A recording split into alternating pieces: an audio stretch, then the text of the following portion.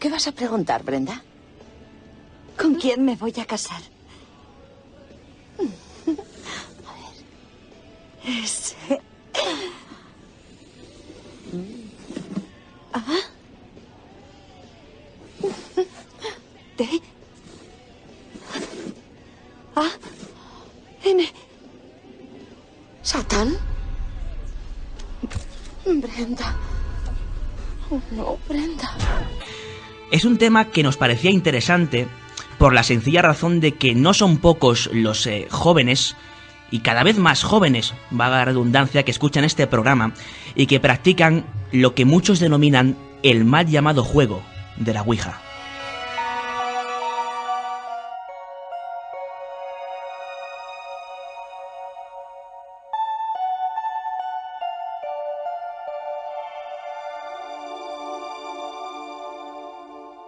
Hoy, en la sombra del espejo, vamos a jugar. Un momento, ¿he dicho jugar? Graso error.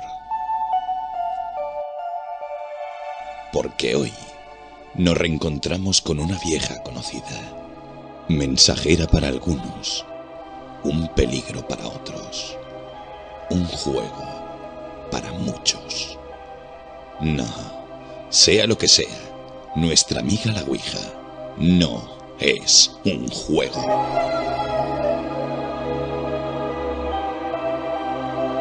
¿Sabíais que este mal llamado juego fue practicado por el matemático más famoso de la historia? Sí, Pitágoras y sus adeptos se comunicaban en el siglo VI a.C. con otros planos de existencia mediante la famosa tabla. Ya a mediados del XIX, y coincidiendo con el auge del espiritismo, un francés llamado Blanchet y un americano de apellido Fuld sentaron las bases, el diseño y la patente de las tablas actuales. A día de hoy, esta patente es propiedad de un archiconocido fabricante de juegos de mesa. No revelaré su nombre. No es necesario. Apuesto a que todos habéis jugado alguna vez al Monopoly.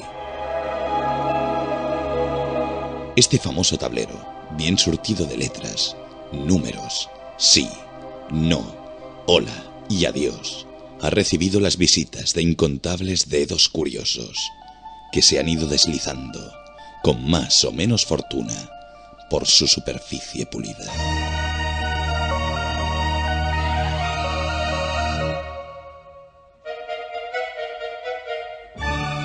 Vasos, monedas, chapas o la planchette reglamentaria han sido los vehículos que han llevado al ser humano a respuestas de todo tipo y a muchas más preguntas.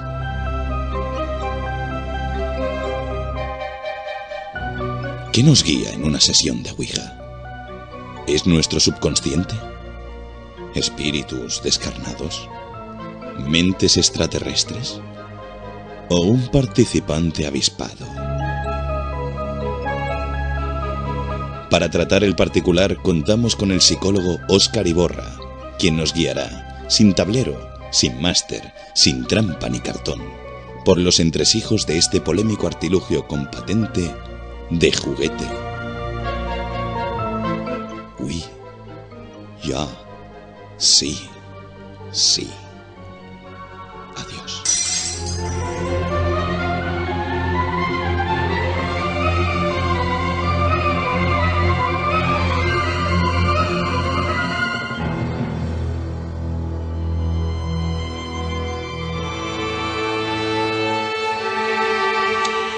Y aquí en La Sombra del Espejo gustamos de hacer programas diferentes. Con todos nuestros respetos, nos vais a perdonar, pero creemos que todos o gran parte de vosotros ya conocéis las teorías más espíritas, digamos, del fenómeno. Investigadores que experimentan, pues día sí día también con este, pues como ya decíamos, mal llamado juego de la Ouija. Así pues, queremos hacer un programa diferente, ¿no, Raúl, Víctor? Y es que queremos enfocarlo desde un punto de vista que tú conoces muy bien, Víctor. Bueno, lo conozco entre comillas de cerca, al igual que tú, porque, bueno, entre comillas no, lo conocemos de cerca. Tercero de carrera, Víctor. tercero de carrera. Se intenta de momento, pero nuestro invitado creo que lo va a explicar muchísimo mejor. ¿Cómo se llama esa carrera, Víctor? Pues se llama psicología, aunque suelo decir psicología. Bueno, pues es un auténtico placer contar aquí en La Sombra del Espejo con Óscar Iborra. Buenas noches. Hola, buenas noches. Pues Óscar, de verdad, reitero, un placer contar contigo porque eres nada menos que psicólogo, ¿no, Raúl? Sí, efectivamente. Óscar Iborra es licenciado en Psicología y actualmente cursa el doctorado dentro del Departamento de Psicología Experimental y Fisiología del Comportamiento de la Universidad de Granada. Ha impartido diversos cursos, entre ellos uno dedicado a la parapsicología empírica. Desde hace unos cuantos años es miembro de la Sociedad de Investigaciones Biofísicas de Granada, donde principalmente se encarga de organizar actividades de divulgación de la parapsicología.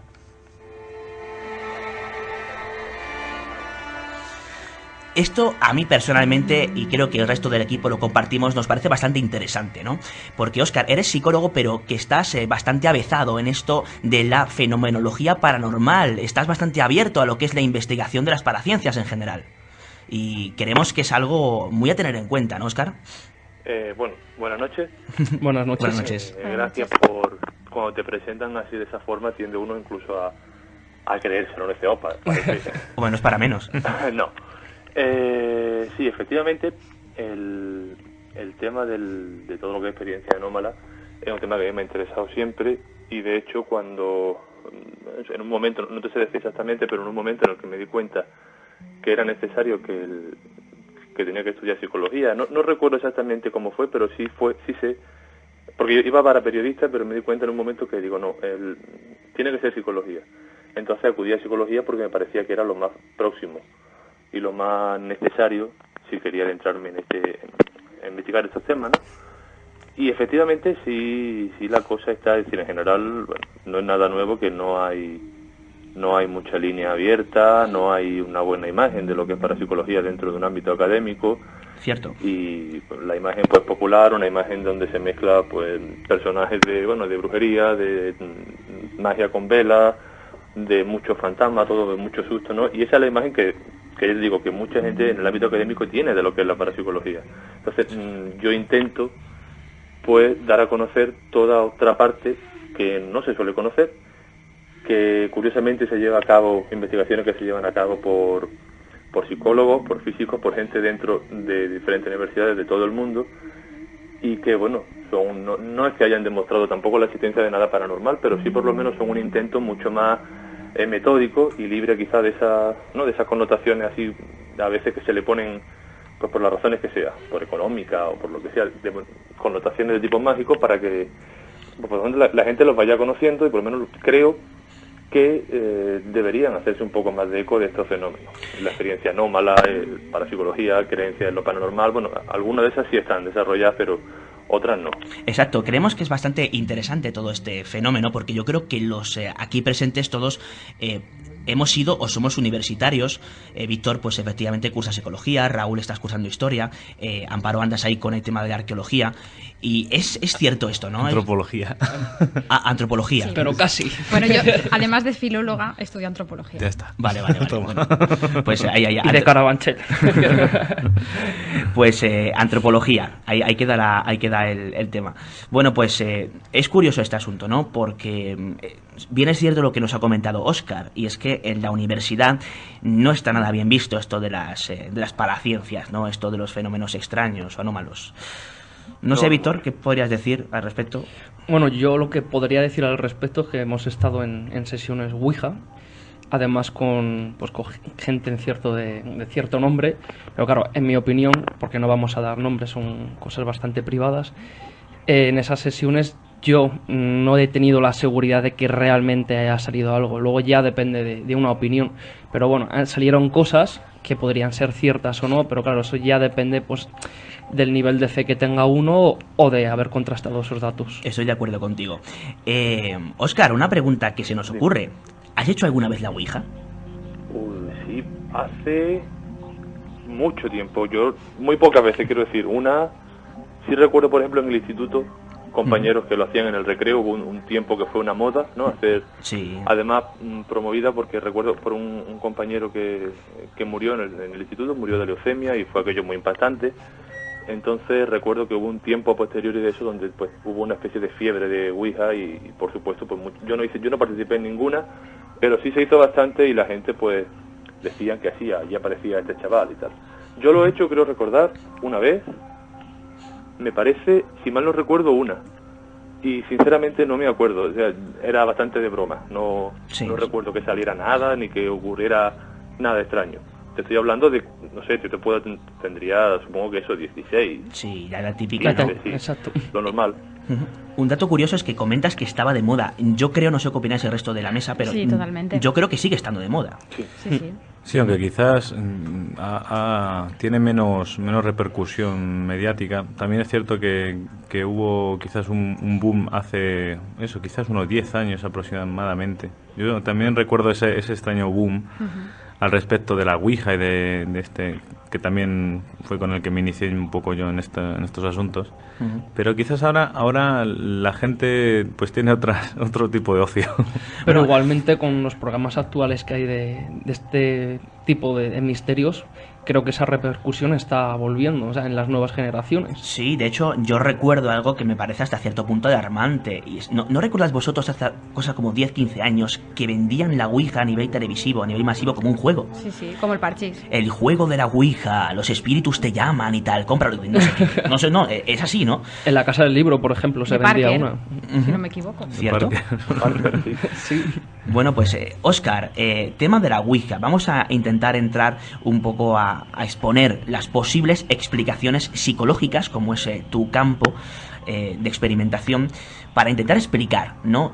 Un fenómeno tan extraño como la Ouija, porque lo cierto es que independientemente de que en algunos casos haya pues cierto tono de broma en este mal llamado juego, a veces, y según nos cuentan, se han producido pues fenómenos bastante espectaculares. ¿Cuál es tu opinión a nivel general? Luego entramos a matizar, Óscar, sobre lo que es la Ouija como tal. ¿Cuál es el mecanismo que mueve ese vaso o esa planchette? Yo personalmente, a día de hoy, cuando me preguntan opinión siempre digo lo de a día de hoy, ¿no? Porque no sé lo que pensaré mañana o lo que a lo mejor no es lo mismo que lo que pensaba hace una semana. A día de hoy no creo que la Ouija sea un medio de comunicación con el más allá. La idea del más allá no es una idea que descarto, creo que hay vida después de la muerte, pero incluso si esa comunicación es posible, a mí siempre me ha resultado muy raro que se produzca a través de cosas tan rebuscadas como la Ouija, para mí. Creo que hay otras explicaciones de carácter psicológico, de carácter físico, pero no por ello creo que es lo que muchas veces se suele hacer, haya que descartar, o sea, abandonar la Ouija a un cajón de, bueno, esto ya no es nada, son tonterías, está explicado, es psicológico, fuera. Porque creo que es un fenómeno que es bastante más complejo y que puede además aportar cosas no solo investigándola en sí misma, sino en relación con contenidos de la psicología, que puede ser interesante estudiar. Óscar, cuando dices más complejo, ¿a qué te refieres exactamente? Hay una tendencia, yo suelo, cuando hablo con la gente sobre este tema, en el curso o en conferencias, siempre digo lo mismo. Yo no me gusta llevar siempre el debate a lo que es lo clásico y que quizás fomentado por la televisión muchas veces de los creyentes en un bando, los no creyentes en otro, ¿no? Entonces sacas cualquier tema a la palestra y rápidamente te posicionas en un punto o en otro. Sí, hay vida después de la muerte. No hay vida. Ese debate es estéril, porque, bueno, hay cuestiones que a lo mejor nunca van a ser respondidas, no lo sé, pero si tú te vas a un extremo a otro, pierdes todo el terreno de en medio. Y un fenómeno como es Ouija, donde pues un vaso o una planchette se mueve, donde las personas afirman que no lo están moviendo ellas, que están obteniendo información que no conoce nadie, o que solo que atribuyen a una persona que está fallecida, donde si hay un grupo haciendo y supuestamente el movimiento es común. Estas son cuestiones que al menos para mí, para un psicólogo que está interesado en el tema de la experiencia subjetiva, son interesantes. Pueda creer o no en que sean espíritus del más allá o que sea una explicación puramente psicológica, pero normalmente cuando se dice explicación psicológica, parece que es un fin. Explicación de la experiencia cercana a la muerte, tiene una aplicación biológica, pero no, con eso no termina, porque la experiencia en sí es compleja, tiene muchos aspectos y son interesantes para ser estudiados la propia experiencia en sí y lo que puede decirte ella misma de otras cuestiones como la creencia en lo paranormal, como esa experiencia en relación con otras experiencias paranormales o aparentemente paranormales. Óscar, yo tengo una pregunta para ti. ¿Alguna vez te ha llegado una persona pidiéndote ayuda o algún tipo de consejo por haber estado algo trastornado, por haber jugado, entre comillas, siempre la palabra, a la Ouija? ¿O alguno de tus compañeros de profesión? De profesión, no. Sobre el tema de la Ouija... Sí, alguien que haya ido a ti a pedirte ayuda o a Sí, preguntarte pero- porque haya tenido una experiencia fuerte y se haya quedado un poco trastornada, obsesionada o condicionada pues Sí. a que todo lo asocie el hecho de que en su vida le ocurran cosas por haber hecho la Ouija. O que simplemente haya tenido curiosidad sobre el fenómeno, ¿no? Y se haya acercado a un psicólogo como Óscar pues, para preguntarle sobre el tema. Bueno, en general, la tendencia cuando alguien tiene una experiencia de ese tipo, anómala en general, independientemente de la causa que sea, pero una experiencia anómala o que la persona cataloga como anómala y extraña, es muy raro que acuda a un psicólogo, por lo menos hablo por mi experiencia, por la sencilla razón de que la mayoría de los psicólogos, por la orientación que sea, y la propia persona, suele pensar que, bueno, que no me estaré volviendo loco. Esa es una de las consecuencias cuando alguien tiene una experiencia de ese tipo, o un sueño que él cree que es premonitorio, etcétera. Yo personalmente, con respecto a lo que es Ouija, no. Sí recuerdo, yo te digo, hace tiempo, pero te estoy hablando de esa época que me refirió antes, donde sí era frecuente, porque era una cosa, recuerdo, te digo, más de un mes haciendo Ouija en los pasillos en las clases de los institutos y demás, donde la gente pues venía y contaba. Yo recuerdo la gente pues bastante afectada por lo que había pasado dentro, que yo no lo vi, no te puedo decir.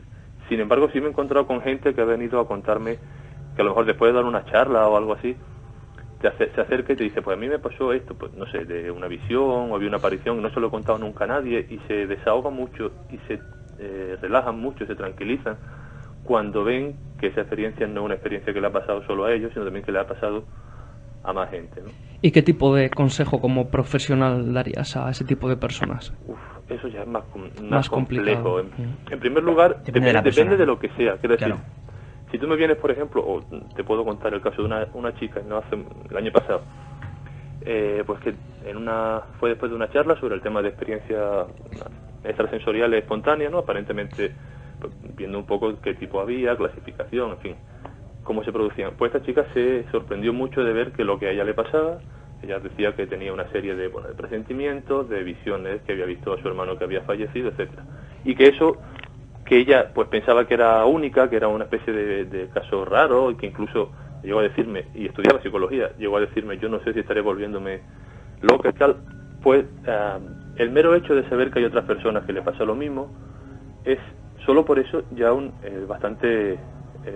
efecto positivo, pero obviamente no te puedes quedar en eso solo, tienes que asegurarte. Yo no soy clínico en este momento, si yo fuera clínico tendría que asegurarme de que esa persona eso no son síntomas de algún otro trastorno, de algún otro problema de carácter mental, y entonces si no es así, pues catalogar esa experiencia como experiencia pues anómala. Ahora el DSM-4, por ejemplo, ha incluido una categoría nueva sobre experiencia religiosa o experiencia espiritual, me parece, de tipo espiritual, para intentar dar cabida a toda esa experiencia así un poco extrañas relacionadas con conceptos religiosos, pero que no tienen por qué ser catalogadas como psicosis ni como algo patológico.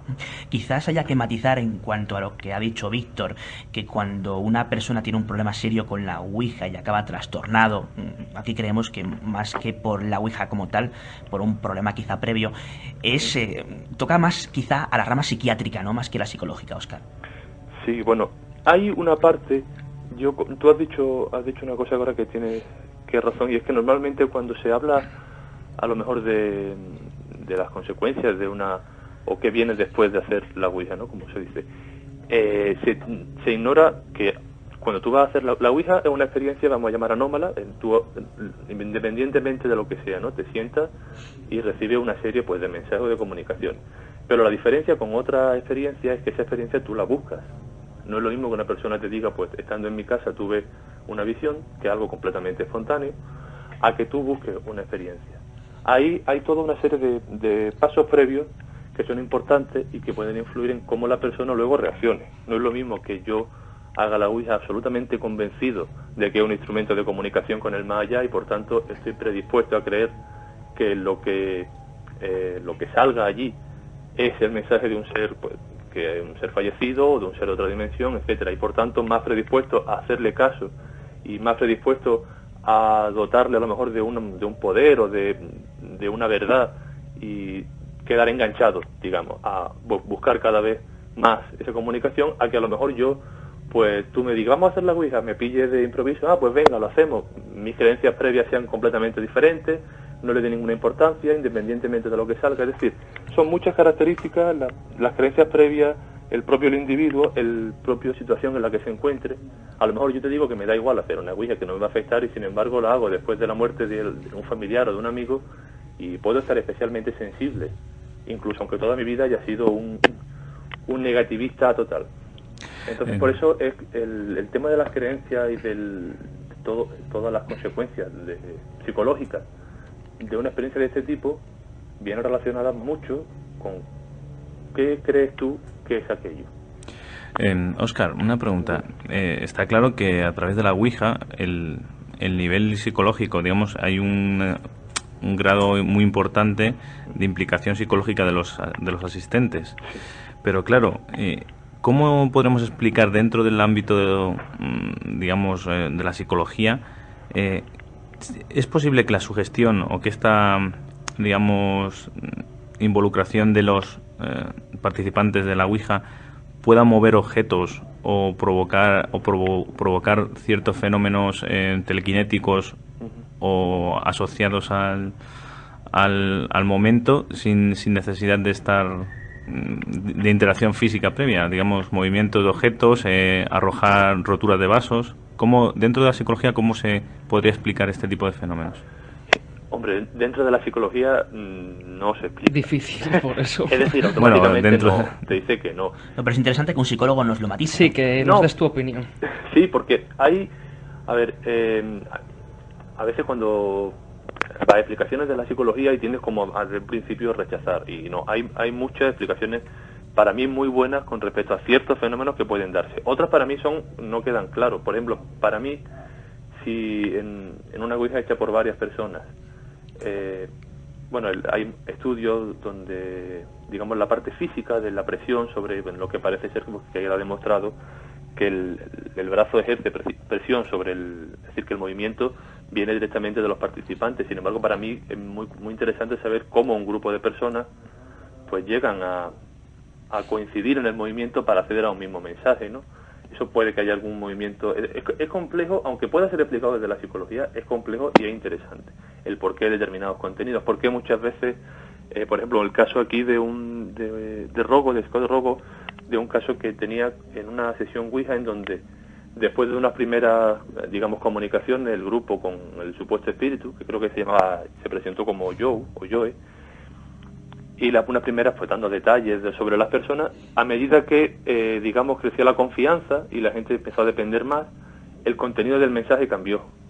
Se volvió más obsceno, con contenido de tipo sexual con respecto a las chicas, incluso amenazando con, no podéis iros, no podéis dejarme, en fin. Y creo que incluso según cuenta él, una de las participantes llegó a necesitar un tratamiento psicológico. Si eso tú me dices que es una explicación psicológica, que me parece muy bien, pero es interesante esa evolución de un mensaje neutro a un mensaje agresivo, aunque la base sea propia del sujeto, ¿no? Entonces, eso por un lado, por eso digo, hago mucho hincapié, que normalmente se tiende a decir la psicología tiene una explicación, pero y parece que ya es punto y final, y no, es un punto y seguido o un punto y aparte. Por otra parte, toda la parte a lo mejor de psicoquinesis, que eso sí sí hay estudios sobre el aparente efecto de la mente sobre la materia. En general, los que hay sobre grandes objetos, o por ejemplo, eso se relacionaría mucho con la investigación en poltergeist, con rotura de objetos, desplazamiento de objetos en trayectorias que son extrañas, manifestaciones pues anómalas relacionadas quizá con fuego o con agua, que podrían encajar a lo mejor o ser parecidas en el fenómeno de la Ouija. Normalmente la gente atribuye pues que tú haces Ouija, contactas con un ser, con un espíritu, y ese espíritu luego queda en la casa y provoca los efectos físicos, ¿no? Si esos efectos físicos vamos a tomarlo en principio como que son ciertos, que han producido pues rotura de cristales, el vaso o que objetos que se caen, etcétera, puede ser que la Ouija en sí, aunque no tenga nada de paranormal ni de comunicación con otro mundo, sea un detonante psicológico para la posterior ocurrencia de esos fenómenos, ¿no? A nivel cerebral, ¿cuál sería la explicación de que el vasito se mueva? Si es que descartamos la hipótesis de que lo mueva conscientemente uno de los participantes, ¿no?, en el susodicho juego. A nivel psicológico sería una respuesta idiomotora, parecido a algo así como cuando estás en la bolera o cuando juegas a la Play, que lo hace muchas veces. Cuando tuerces a la derecha, no solo le das a lo mejor al botoncito para la derecha, tú mismo entero te gira a la derecha o te gira a la izquierda. O la gente en la bolera, cuando lanza la bola y cuando la bola ya está en movimiento, ya no puede hacer nada sobre ella, tú mismo te mueves hacia la izquierda si quieres dirigirla, ¿no? Entonces sería la explicación psicológica en general, el modelo, digamos, psicológico, hasta donde yo sé, es una mezcla entre un contenido subconsciente, inconsciente del sujeto, que se manifiesta a través de ese movimiento idiomotor. Es decir, tú lo mueves, pero tú no eres consciente de que lo estás moviendo. Es un poco como la teoría del movimiento miokinético que leí una vez. Que, bueno, según la etimología músculo, kinesis, movimiento, esas personas al apoyar el dedo inconscientemente, con esa fuerza que se ejerce, no se estarían dando cuenta de que realmente lo están moviendo ellos, porque no tienen la sensación real de que ellos ejercen algún tipo de fuerza, pero obviamente la fuerza se está ejerciendo. Exacto.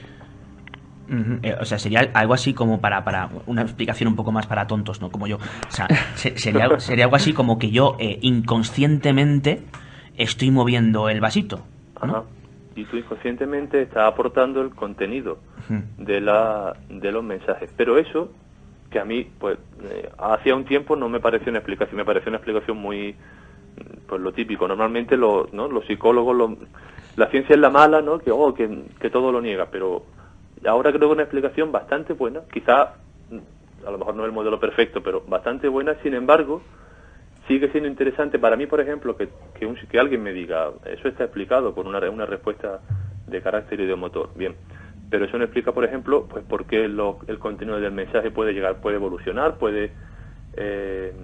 aunque seas tú, por qué tú haces primero un mensaje más tranquilo y luego pasas a un mensaje más agresivo. O cosas de ese tipo que pretende, es interesante. Y no solo eso, sino los fenómenos que en ocasiones, según cuentan algunos testigos, llegan a producirse, ¿no?, en la propia sesión. Es decir, se junta un grupo de chavales a hacer, pues, la mencionada Ouija.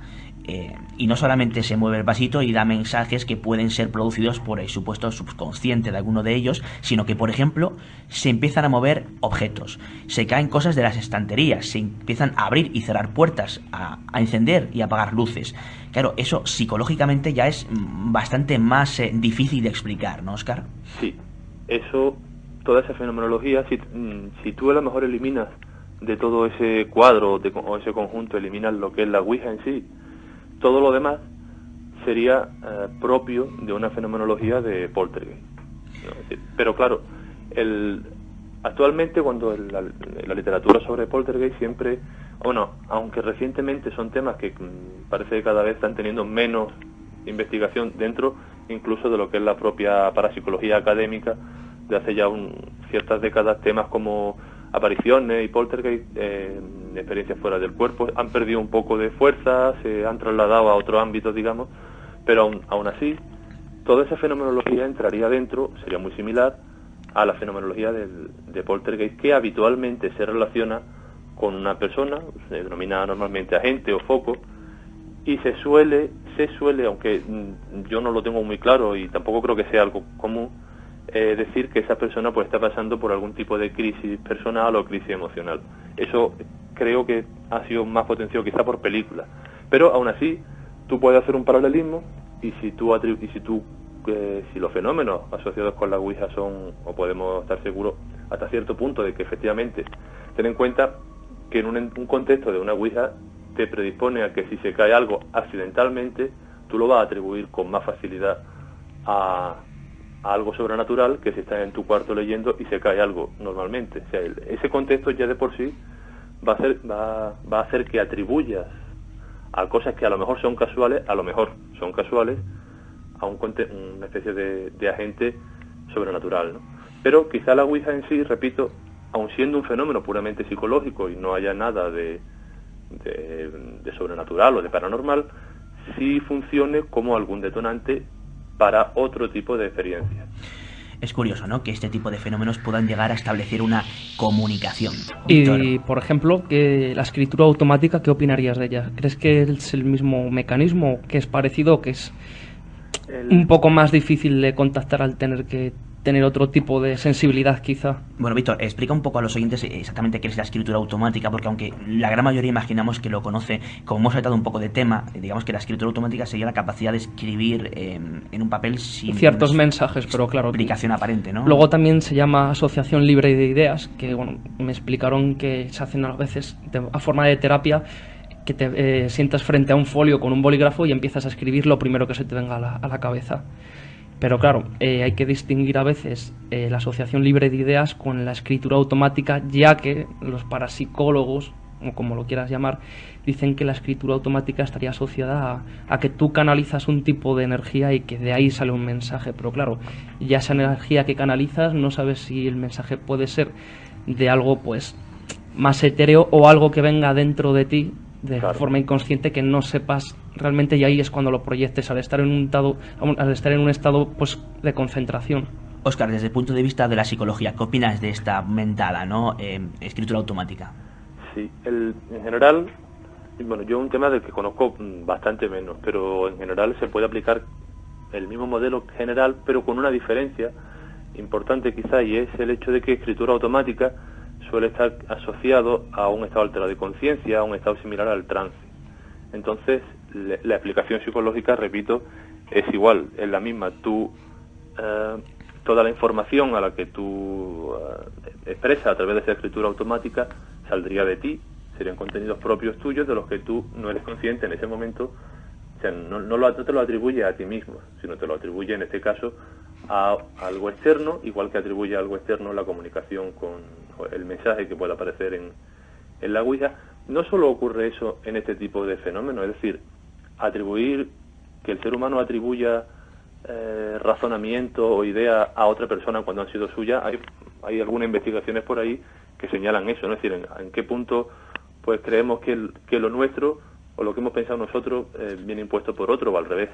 Pero sería quizá el tema de escritura automática un fenómeno similar, un acceso a lo mejor a contenido inconsciente a través, ten en cuenta que hay un ritual, hay un proceso de ritual tanto en la Ouija como en la escritura automática, como en la mayoría de fenómenos de este tipo, en meditación, aunque no sea paranormal, pero me refiero en todo lo que está relacionado con estado alterado, implica un proceso de ritual que ayuda a quizá pueda conectar con ese contenido interno, y a que ese contenido interno pues tú no lo atribuyas como tuyo, sino que lo atribuyas a algo externo. El conocido estado alfa.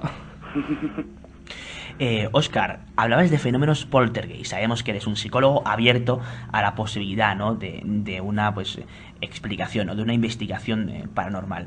¿Cuál es tu opinión? ¿Cuál crees que es la causa de que, por ejemplo, pues volviendo al tema de la Ouija, yo de repente le pida, no sé, al espíritu, ¿no?, o a lo que sea, o al subconsciente, que me dé una prueba de su existencia, que de repente se me encienda la luz de la farola de al lado, o que yo directamente le pida que se me encienda la luz de la ventana del cuarto izquierda y se me encienda la luz de la ventana del cuarto izquierda? Es decir, ¿qué explicación, ya lógicamente siguiéndonos un poco de la psicología, ya a nivel personal, según los estudios que tienes o según, bueno, pues la experiencia que has ido adquiriendo respecto a esta serie de temáticas, cuál es tu opinión?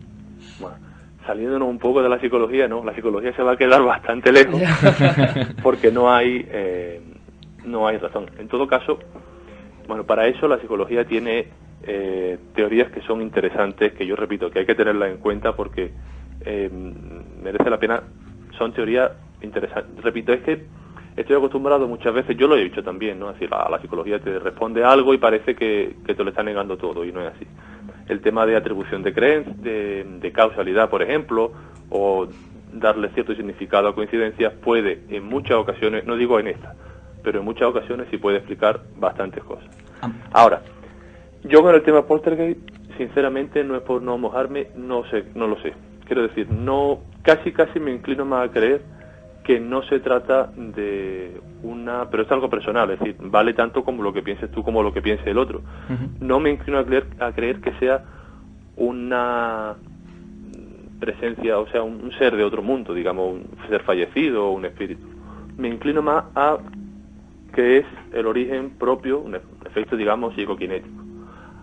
los experimentos que hay sobre psicoquinesis con objetos visibles, lo que se llama macropsicoquinesis, lo típico del doblado de cucharas, por ejemplo, ¿no? A nivel popular, o de cosas más sofisticadas de doblar metales en cilindros cerrados, etcétera, pues son pocos, los resultados no, bueno, lo que hay parece interesante, pero son muy pocos lo que se ha hecho. La mayoría se ha trabajado con otro tipo de sistema que no puedes tú generalizarlo a lo que es un poltergeist.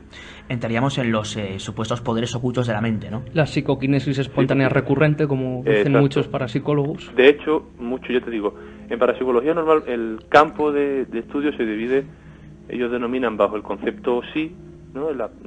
Igual que psicología, sí, los fenómenos de percepción extrasensorial y de psicoquinesis. El primero sería pues todos aquellos fenómenos donde aparentemente obtenemos cierta información del entorno sin que medien los sentidos físicos, esa es una definición muy general, y psicoquinesis, aquellos fenómenos donde aparentemente pues la intención del sujeto o el deseo pues parece que tiene cierta influencia con el entorno, o por lo menos correlaciona con actividades en el entorno. La psi-gamma y la psi-kappa, como Sí, dicen muchos. lo que pasa es que esa terminología casi se propuso porque fuera también más neutra que lo de percepción extrasensorial.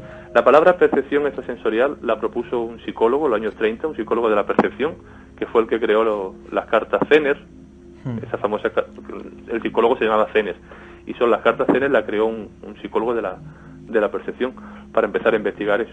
Y hay un tercer grupo que históricamente ha sido, de hecho, bueno, fue casi el primer grupo que empecé a investigarse, el grupo Survey se le llama, o de supervivencia, que incluiría todos aquellos fenómenos que parecen indicar que hay algo que sobrevive a la muerte. Por ejemplo, fenómenos de apariciones, de poltergeist, de casa encantada, etcétera.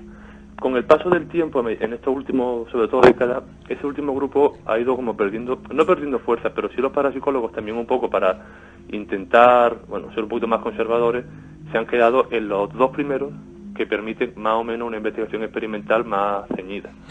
La otra experiencia han pasado un poco a aspectos más fenomenológicos, que están muy bien, experiencias fuera del cuerpo, etcétera, temas de reencarnación y demás. Amparo Camacho. Hola, Óscar. Hola. Mira, quería hacerte una pregunta. La verdad es que me ha parecido muy interesante lo que has comentado al inicio, de que realmente, pues hay una diferencia entre aquellas personas que se ven un poco pues envueltas o involucradas en lo que es un poco la utilización de la Ouija, y es el hecho de que tú eliges en este caso, ¿no? Es decir, tú no eliges cuando tienes otro tipo de experiencia, ¿no? Pues tipo aparición, pero en este caso hay una voluntad, ¿no? Es algo físico. Y sí. además quería preguntarte qué rol puede jugar en todo este proceso el tema de la leyenda urbana, ¿no? Y es que, pues bueno, te lo puedo decir incluso desde el punto de vista personal, porque bueno, pues como cualquier persona, no sé, de 14, 15 años, yo recuerdo pues que sí que en muchas ocasiones con mis amigos pues jugué, ¿no? A la Ouija, y digo jugué porque yo consideraba que era un juego, ¿no? Y creo que en la mayoría de los casos, y hablando con mucha gente, siempre te ha pasado algo que tú consideras raro, ¿no? Pues, y no sé, quizá también puede jugar un poco aquí un papel importante en lo que tú has oído previamente, porque yo recuerdo que circulaban muchísimas historias de pues aquella niña que Verónica, hizo Ouija, ¿no? Verónica, Sí. ¿no?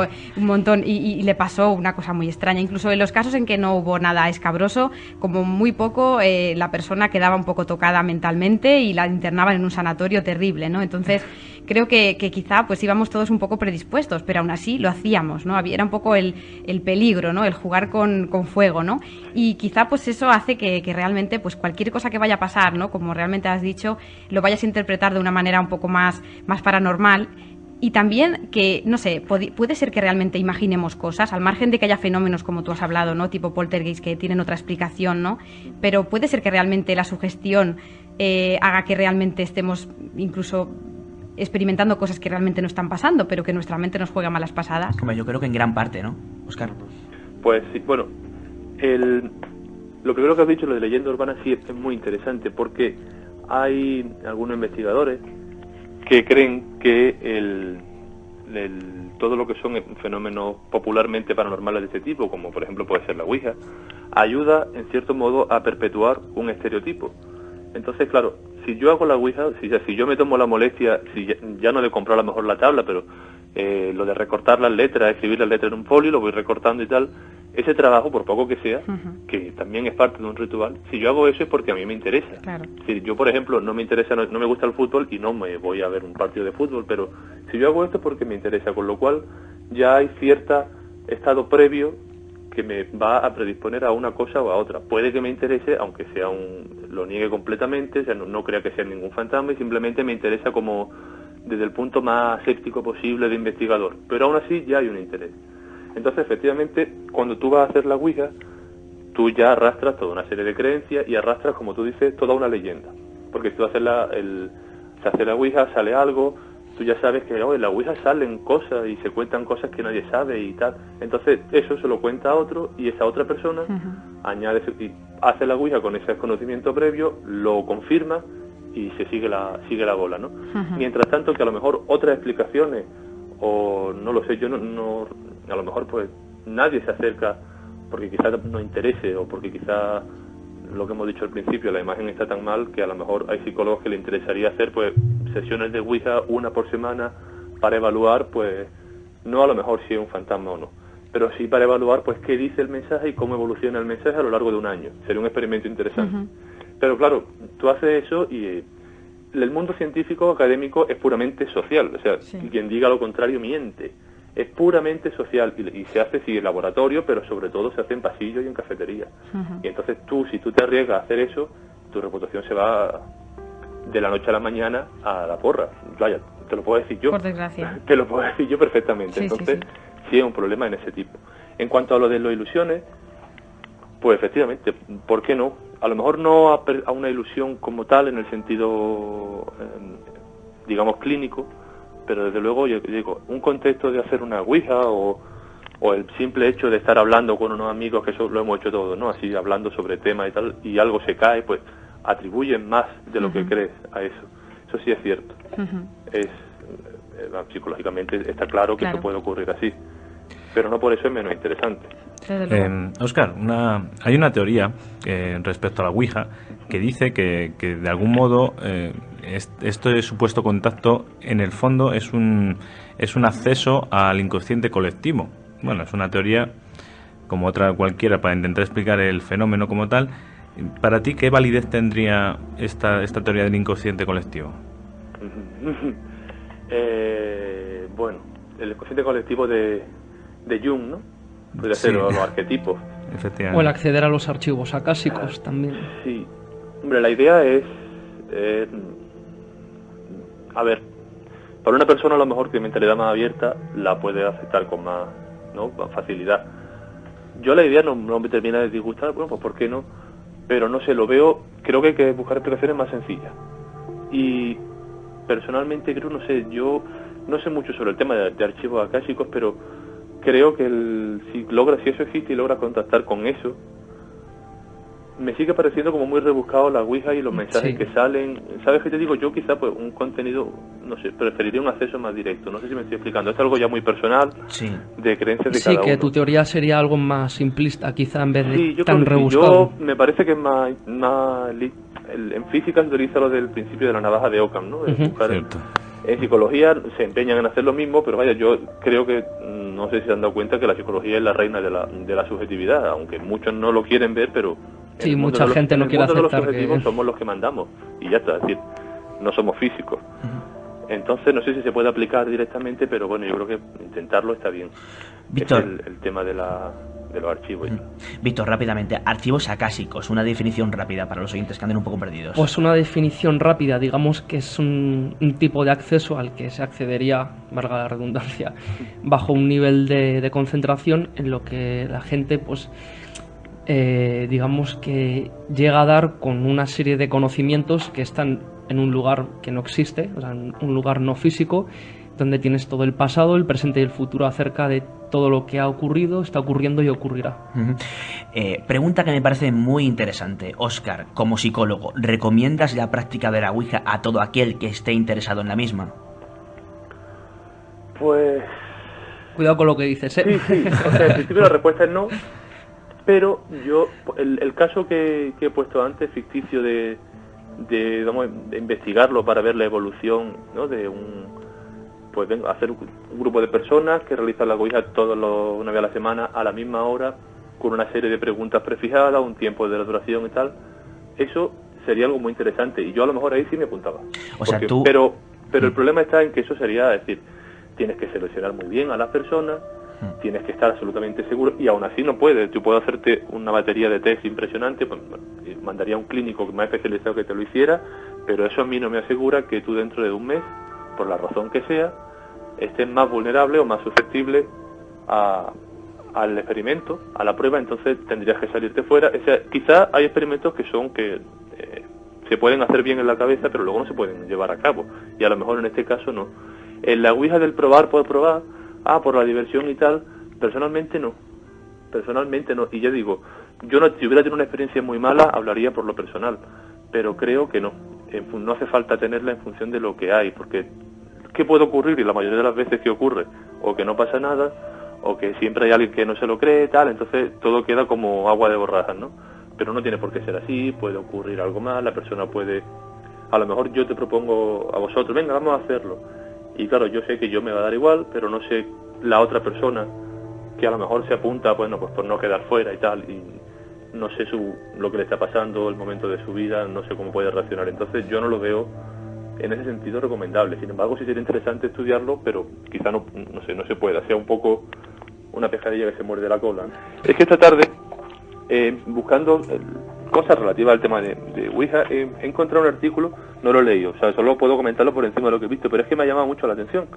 Es de la revista, no la conocía, revista de folclore americano, en inglés, se llama Fantasmas en los espejos, es del 2005, y lo que la autora viene a decir, que lo que ha hecho es que analizar las leyendas de los estudiantes, ¿no?, sobre apariciones y demás, incluso un ritual que ella lo llama Bloody Mary, algo así como Mary Sangrienta, sí, que será una versión del Verónica o una cosa de este tipo.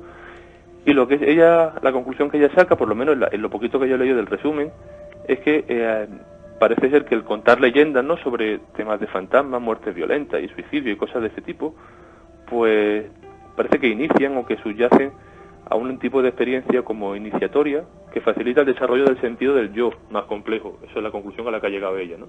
Entonces quizá haya ahí una función de por qué a determinada edad, porque eso está hecho con estudiantes de esa edad que decíamos antes, 14, 15, porque a esa edad a lo mejor es tan popular contar cierta historia o interesarse en ciertos temas, ¿no? Un Bloody Mary, dos Bloody Marys, tres Bloody Marys, ¿qué estás haciendo? Bloody Marys.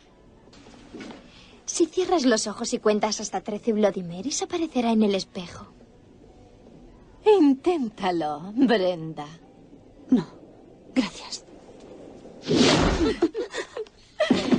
5 Bloody Marys, 6 Bloody Marys, 7... Bajad la música. ¿Qué ha sido eso? Óscar, para concluir, yo creo que es interesante y que todos aquellos chavales, sobre todo menores de edad, que estén pensando en experimentar, muy entre comillas, con el tema de la Ouija, que se lo piensen dos veces, que hay un proceso, que tienen que saber muy bien con quién lo hacen, hablar previamente de qué se quiere sacar con esa experiencia, no hacer preguntas muy directas o relacionados directamente con las personas que participan en la sesión. Es decir, hay una serie de metodología, entre comillas, porque esto no es una ciencia exacta, y recomendaría desde aquí, desde la sombra del espejo, a todos aquellos que tengan la simple curiosidad de hacer Ouija, que no la hagan. Aquellos pues que lógicamente pues tengan una madurez mental y quieran experimentar solamente por el afán de experimentar con esta práctica, bueno, pues allá ellos, ¿no? Pero yo creo que es interesante, ¿no? Sería como un arma de doble filo, ¿no? Sí, completamente. Es decir, la respuesta a cualquier menor y en general es no. No, porque hay un contenido subjetivo muy grande, hay un contenido emocional muy grande, y que tú seas muy inteligente no te va a decir que una persona puede ser muy inteligente y sin embargo caer el primero, por decirlo mal y pronto, y quedarse completamente enganchado creyendo que, bueno, y volver para hacer, y digamos, trasladar sus preguntas más importantes de la vida al tablero para que el tablero se las responda.